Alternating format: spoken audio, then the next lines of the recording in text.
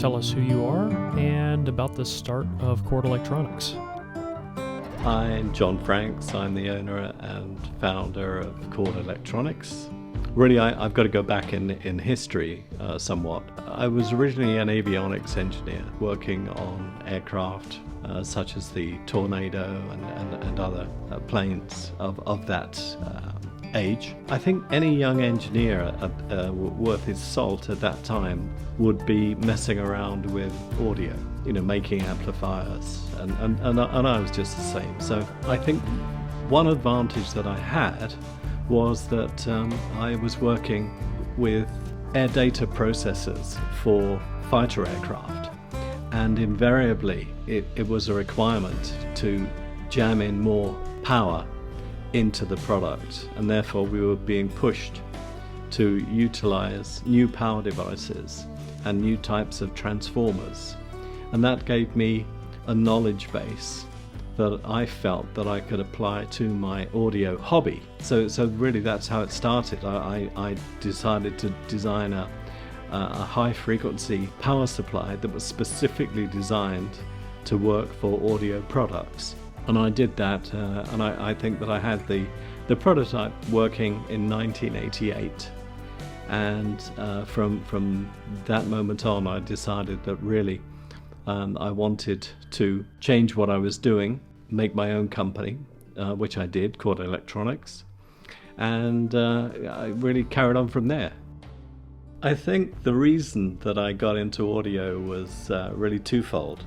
I had a love of classical music as well as pop music at the time, but I think that I had a knowledge base or a skill base in electronics that I could apply to an audio hobby. I love electronics, I love good electronics, and I love good music. I love Russian composers, I love French romantic music such as Debussy and Ravel. The power and compassion of a full orchestra, when presented properly, is absolutely breathtaking. Because there were new power devices that I could apply from my industrial knowledge base or my avionics knowledge, I could apply that and make a series of amplifiers that really were able to transmit all of the emotion that the orchestra puts into a particular piece of music. When I really knew that the audio design was absolutely right, it was a piece of music that was a violin piece, and the emotion and depth that came through, I knew I had it right when I felt so emotional just listening to the piece of music. I think that really gave me the passion to go through the agony of starting up a business and running a small business, and at times it in the early days especially, it was not exactly easy. Starting a business never is, unless you really love doing what you're doing. It's a very difficult choice to make, but I was very happy, and I've actually had a wonderful career doing what I do, and I have no intention of actually retiring, because I'm loving what I'm doing. I've got a great team around me, and many of the team have been with me for, coming up 30 years, some of them. It's really been an amazing journey, and it's given me personally a lot of pleasure. The term has definitely been said before, built like a tank, and in your case, I guess built like an aircraft. Can you tell me a little bit about that influence on Chord? My name is Mitch. I am the repairs and support manager at Chord Electronics. I suppose at Chord Electronics we have an ethos of things being tank-proof, has been referenced a number of times. We make things out of aircraft-grade aluminium because it's strong. The electronics are all built to last. The thing about electronics for aircraft is that it's got to be extremely reliable. If it isn't, you may cause a great deal of problem for the plane. So essentially you really have to make something that is going to be very long lasting. I was approached by some engineers at the BBC, and they said, well, we need a new amplifier, and we've actually heard one of your amplifiers through a company that had passed it on to them. The sound is wonderful, but we must tell you that because we're the BBC and because we're broadcasting, everything that we do must be of extremely high quality. Well, but even a switch or a relay could take a year to get qualified for the BBC. And surprisingly, I expected this thing to be with them for many, many months. But in fact, after 2 weeks, they were beaming and they said, we've actually qualified this for broadcast use. They were about to tear down a listening room in the Maida Vale studios because they said they just couldn't get the sound right until they put our amplifiers in. When the amplifiers went in, they were really shocked that they didn't need to do all this millions of pounds of refurbishment. They just needed a better amplifier. And, it was a wonderful affirmation or a reaffirmation for what I delivered, because so many record producers from other studios were going around.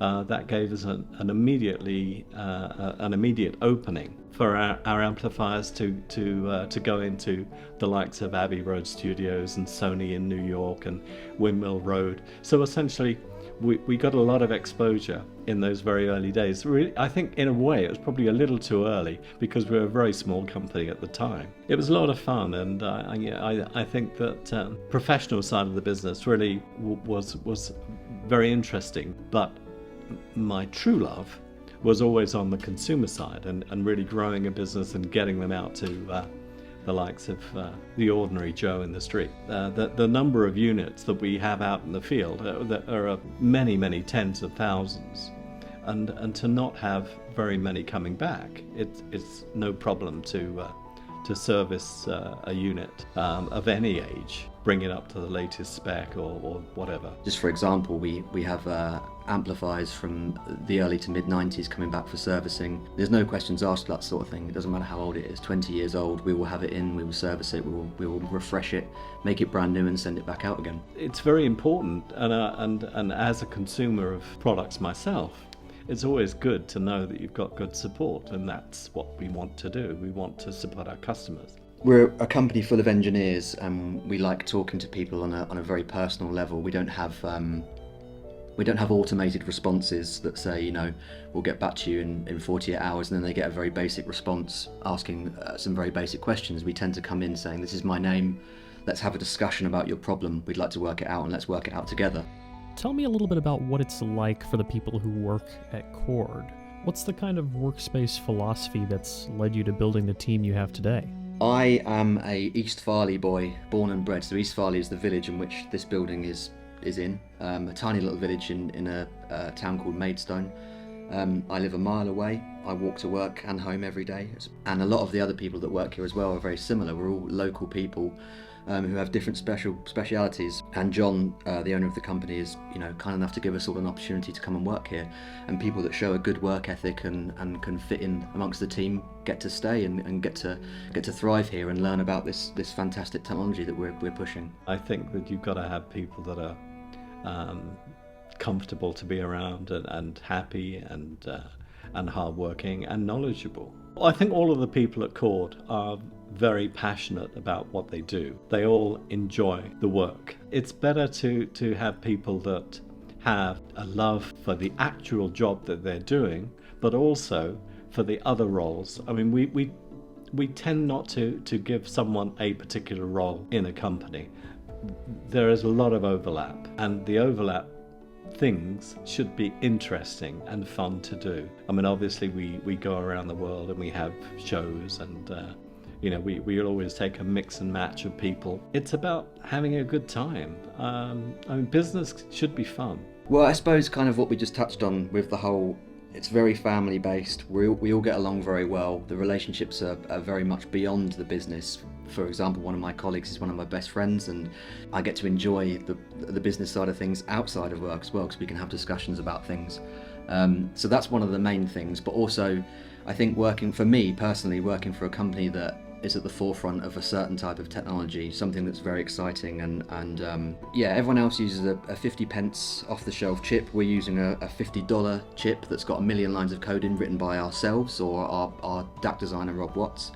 And an analogy that John came up with once that I think pictures it quite well in a simple way is that if you were trying to map out the coastline of a country and you had pins to do it with, if you've got a very basic DAC chip, you've got 100 pins. If you've got a million lines of code and FPGA, you've got 1,000,000 pins. So you're going to get much more information, much more data, and that is the same thing if you convert that to music.